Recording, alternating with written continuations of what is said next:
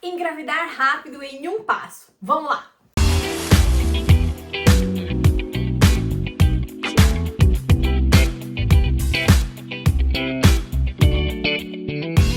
Olá, eu sou Maria Angélica, Nutri das Mamães. Seja bem-vindo ao canal que tem mais conteúdo de qualidade, conteúdo relacionado à programação metabólica deste país. Bem-vindo a você também que está no podcast do Positivo ao Nascimento. Todos vocês são muito bem-vindos.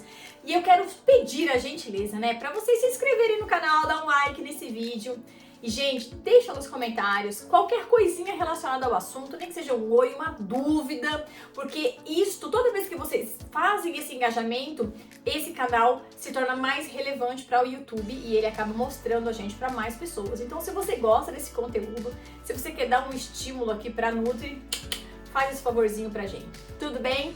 Então, eu quero falar com vocês sobre um único passo para fazer você engravidar mais rápido. Garantir um peso adequado na pré-concepção. Pode parecer, gente, um blá blá blá de nutricionista, mas fato é que quando nós atendemos mulheres que estão acima do peso, ou em sobrepeso, ou em obesidade, quando há uma perda deste peso de aproximadamente 10%, ou seja, se você pesa 86 e está em sobrepeso, e se você pesar 8 quilos, 8,5 quilos, você vai potencializar exponencialmente a sua fertilidade. Então, sim, ajustar o peso na pré-concepção é uma das coisas mais importantes para a gente fazer, para garantir uma boa programação metabólica desse bebezinho, mas principalmente para potencializar, para garantir que você consiga, antes de mais nada, engravidar, certo? E aí é claro, porque nesse canal a gente pensa. Então vamos entender o porquê que perder peso é tão importante na pré-concepção. A partir do momento em que nós temos um peso acima do desejado para uma determinada altura, eu automaticamente faço uma associação com alguns aspectos que vão na contramão da fertilidade. O primeiro deles é: como foi que você conseguiu ficar com mais peso do que você deveria? De antemão, eu vou pensar comigo: pode ser que não esteja dormindo bem, porque dormir ajuda a gente a estar com os nossos níveis hormonais adequados e isso ajuda também a termos um peso adequado. Pode ser. Segundo, não deve estar praticando atividade física. Se não está praticando atividade física, é BO, porque a prática da atividade física, ela traz uma infinidade de benefícios para qualquer pessoa, independente se quer engravidar ou não. E terceiro, deve estar comendo mal. Certeza que está comendo mal. Porque, gente, apesar que e uma coisa importante, quando eu digo deve estar comendo mal, não me entenda que deve estar comendo uma quantidade enorme de calorias, porque uma nutrição bem equilibrada, uma nutrição efetiva, que é o que a gente faz quando a gente implementa nutrição funcional na vida das pessoas, a gente vai pensar sempre em qualidade, que vai muito além de calorias. Eu já falei essa relação aqui, mas eu vou falar de volta porque vale a pena. Muitas pessoas se enganam achando que nutrição está apenas, única e exclusivamente associado com a caloria que os alimentos apresentam a ele. Ou seja, se eu for comparar você comendo um brigadeiro ou comendo uma colher de abacate, eles podem até ter uma quantidade de caloria similar, porque sim, o abacate tem muita caloria. Tem. Agora, se eu te pergunto, se você come um brigadeiro, você engorda ou emagrece? E se você come abacate, você engorda ou emagrece? Apesar de terem concentrações de calorias similares, a capacidade antioxidante, anti-inflamatória que está presente neste abacate por conta da quantidade de gorduras do bem que ele tem, ele vai fazer você emagrecer, não vai fazer você engordar. É óbvio que você não vai comer 5 abacates no dia. Dentro de um contexto alimentar, o comer um abacate diariamente, uma colher de abacate diariamente, 2 colheres de abacate diariamente, normalmente só traz benefícios. Ok? Agora, comer um brigadeiro diariamente, ou 2 brigadeiros diariamente, eu te garanto que isso não vai te trazer benefícios. E aí a gente se depara com uma pessoa que está acima do peso. fatalmente ela veio fazendo escolhas alimentares equivocadas ao longo da sua vida. Às vezes acreditando que comer um alimento light ou um alimento diet iria proporcionar a essa pessoa uma perda de peso. Mas na verdade ela coloca cada vez mais essa pessoa dentro de um cenário inflamatório e adivinha o que acontece? O ganho de peso aumenta.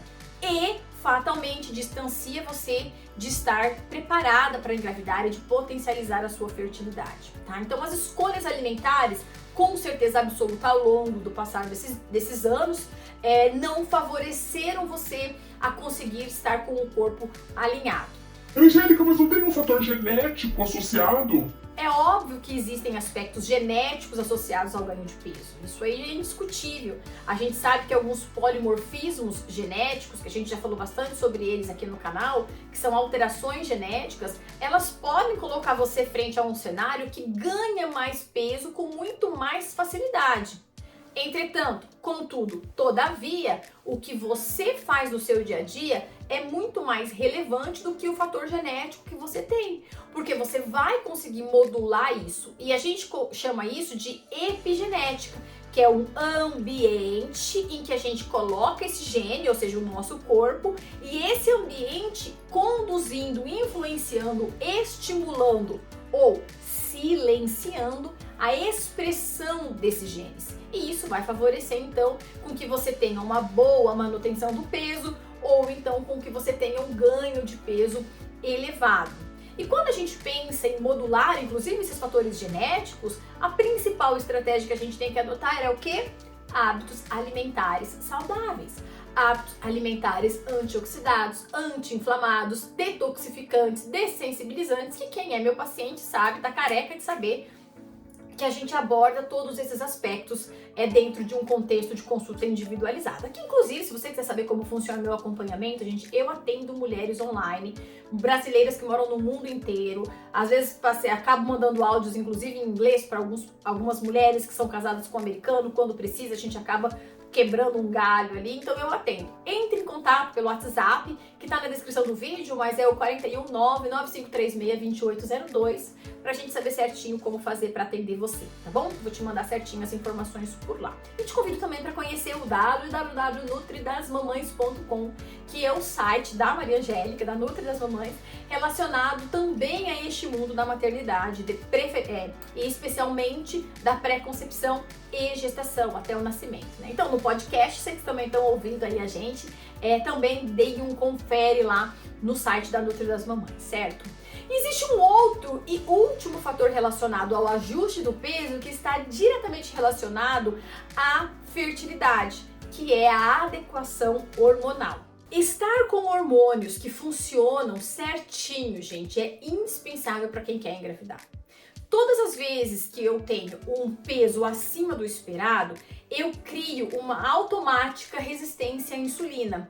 Tudo bem, eu não vou generalizar, não é para todo mundo, mas 95% das pessoas que estão acima do peso acabam tendo uma alteração na sua produção, na sua secreção e atuação dos hormônios. E quando a gente pensa na maturação folicular, eu vou colocar aqui, ó, do lado para vocês darem uma olhadinha, nessa maturação desse óvulo. Então, esse óvulo, ele tem que percorrer todos esses estágios de amadurecimento até que chega uma hora em que ele eclode e ele fica viável para ser fecundado.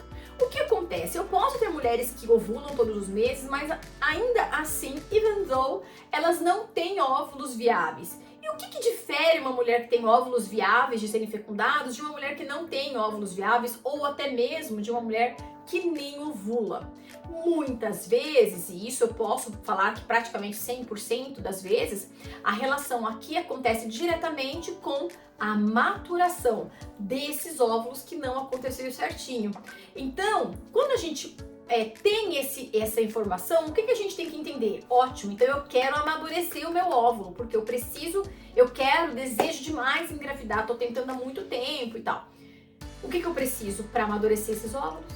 Eu preciso de hormônios.